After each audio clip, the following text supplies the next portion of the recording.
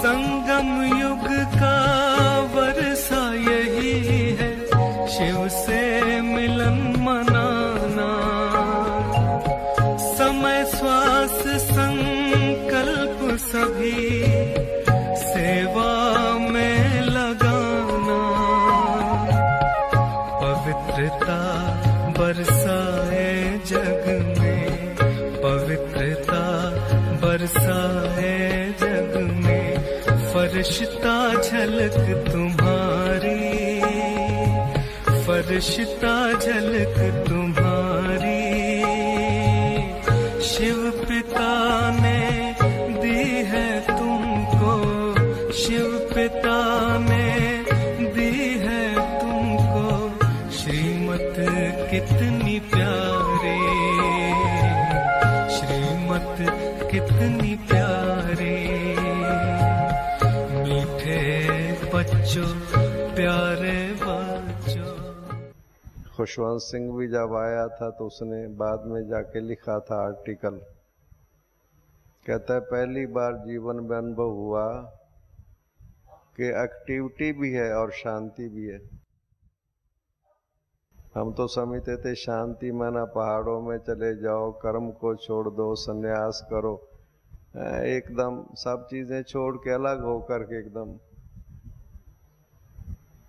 उसको शांति कहते हैं। पर कहता है पहली बार मैंने अनुभव किया कि लोग काम भी कर रहे हैं, दौड़ भाग भी कर रहे हैं और शांत भी हैं। शांति का माना जिसमें हलचल नहीं है, पर शांति माना हलचल।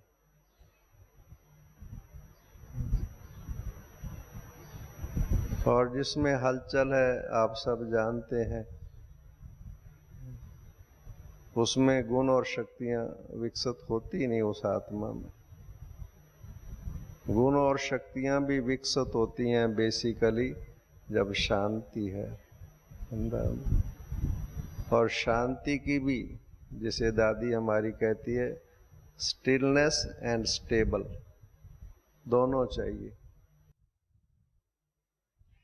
एक मिनट की शांति नहीं ऐसे, या शमशानी शांति जिसे कहते हैं, थोड़ी देर के लिए ऐसे, उससे अंदर की गुण और शक्तियां डेवलप नहीं होती। गुण और शक्तियां जो विकसित होती हैं अंदर हैं ही हैं। विकसित होती क्या होती हैं? आत्मा में 84 जन्मों का पाठ भरा हुआ है। गुण शक्तियां जो सतयुग में हमारे अंदर थी वो आज कहाँ है? कहाँ है वो? कहाँ से आएंगी? बाहर से आएंगी।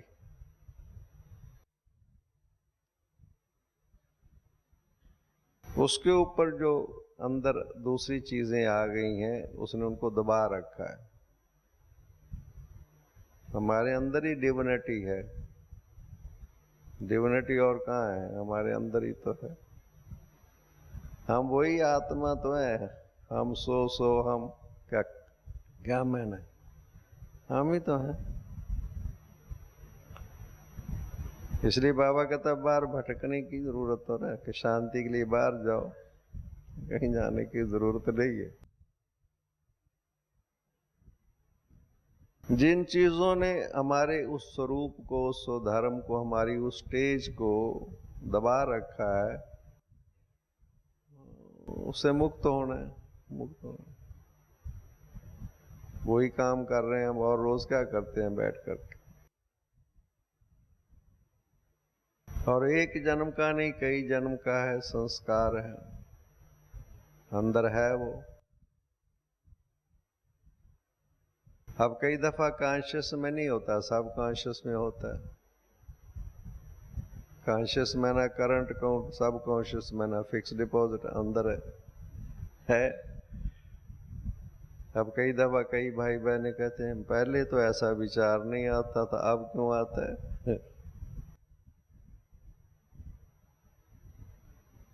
नहीं, वो करंट में पहले नहीं था, पहले वो था सब कॉन्शियस में था। कोई कारण बना, कुछ बना, वो जागृत हो जाता है। उसको जागृत करने का कोई ना कोई कारण बन जाता है, उससे वो जागृत हो जाता है। फिर कहते हैं पहले तो ऐसे विचार नहीं आते थे, अब कैसे आते? वो समझते थे पता नहीं ये कहाँ से आ रहे हैं। नहीं, ये हमारा ही अकाउंट है, हमारा ही है। इसलिए उसको जो विधि है, उसको clean the mind, clear the conscious, वो उसके लिए ये शांति की शक्ति है, साइलेंस पावर। वो बाबा ने विधि बताई है कि बच्चे नहीं, पहले चांस मिला 14 साल दादियों को तपस्या करने का, क्योंकि उस वक्त कोई काम धंधा ही नहीं था और तैयारी करनी थी। बाबा ने फाउंडेशन मजबूत बनाना था, उनका पार्ट था। तो उस वक्त तो उनको बहुत चांस मिला बैठने का, अभ्यास करने का। हम लोग भी जब आए हैं 1958-59 से, हम लोगों को भी कोई सेवा, तो मैंने कल भी बताया था, बहुत मुश्किल काम होता था सेवा, किसको ज्ञान सुनाना। अब तो साधन भी बहुत हैं और बात के एनवायरनमेंट में भी बहुत फर्क है। पहले ज्ञान कहाँ सुनाना, सेवा के साधन भी नहीं थे, और फिर क्या करें, हम करें क्या? साल में एक फंक्शन शिवरात्रि का बस मना देते थे, क्या करें क्या? फिर हम लोगों ने भी लगभग 14 साल ही पीरियड कहेंगे, 58-59 से 72-73 तक। बाद में ये शिविर थोड़े से आरंभ हुए, लोगों को यहाँ लाना शुरू किया, प्रदर्शनी बन गई, कॉन्फ्रेंसेस थोड़ी सी शुरू हुई थी बाबा के अव्यक्त होने के बाद। 70s में पहली conference world renewal spiritual conference, उसका नाम था world renewal spiritual exhibition, world renewal spiritual conference, बस यही नाम रखते थे।